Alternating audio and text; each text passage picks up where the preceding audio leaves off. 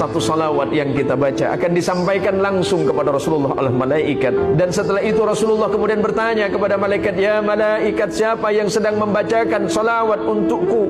Ya Rasulullah, dia adalah salah satu dari umatmu yang selalu bermaksiat. Ya Rasulullah, sampaikan kepada kekasihku, kita bermaksiat, tapi Rasulullah menyebut kita kekasihnya. Kita ini selalu berdosa kepada Allah dan bermaksiat kepada Allah, tapi ketika kita menyebutkan kalimat Allahumma salli ala Sayyidina Muhammad, disampaikan kepada Rasulullah. Rasulullah kembali memberikan salam kepada kita. Sampaikan kepada mereka, ya malaikat, kalau mereka membaca salawat kepadaku satu, maka niscaya Allah akan membalas 10 kebaikan bagi mereka. Maka janji Rasulullah untuk kita semuanya, orang yang paling berhak duduk bersamaku di yaumil qiyamah adalah orang-orang yang senantiasa lidah dan hatinya berzikir kepada Allah dan membacakan salawat untukku.